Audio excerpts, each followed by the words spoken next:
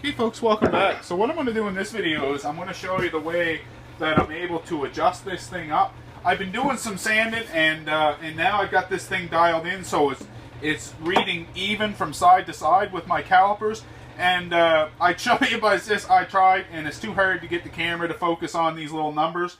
But it is cutting now within 0.1 or 0.2 depending on which way I hold these calipers. I find these calipers aren't that accurate. If unless I have them perfectly flat, then I'm going to get a higher reading. But now it seems to be cutting very consistent from side to side, and it was pretty easy to do. So what I'm going to do now is I'm just going to grab my drill and I'm going to take this apart and show you the spot where I do my adjusting, how I can adjust that head from side to side.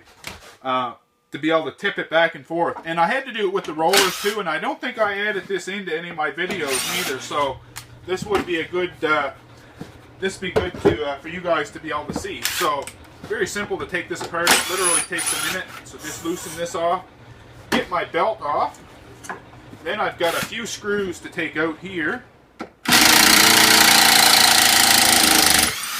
here, and then there's another one under here. This is the hardest one to get at right here. So take that screw out, and then I just got a few along the top.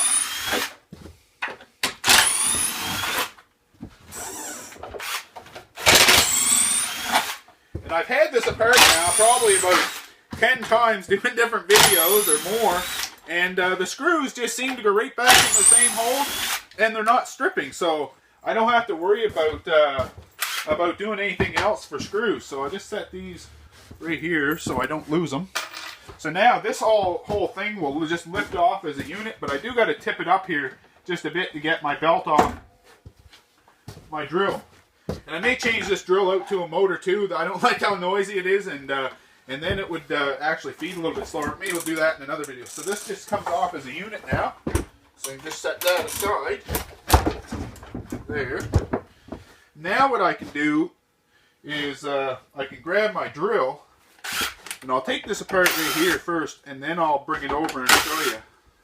So this just pops off.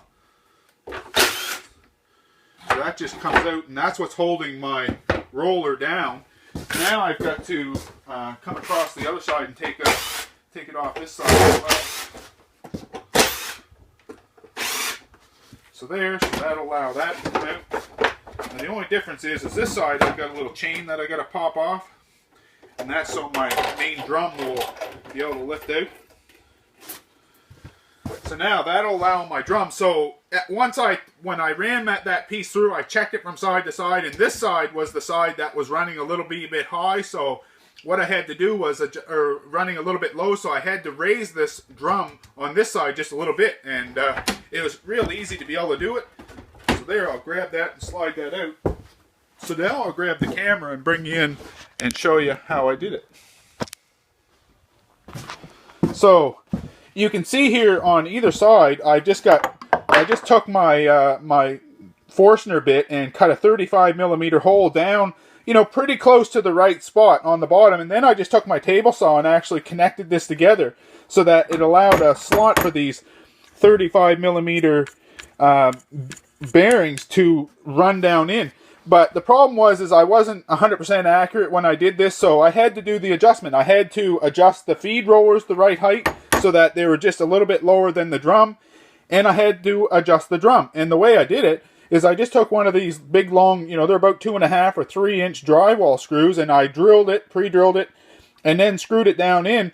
And what I can do is if I have to raise this side, well then I can just back this screw off a little bit, and then the bearing just runs on that. So that's what I had to do. On the other side, I don't even have a screw, as you can see, because this one was okay just to sit down in flush. This one, you can see there's about, you know, a 1/16 of an inch difference or something from side to side. So and the same thing with this drum. I had to adjust this drum on this side a little bit, and that's the way I done it. It's pretty simple.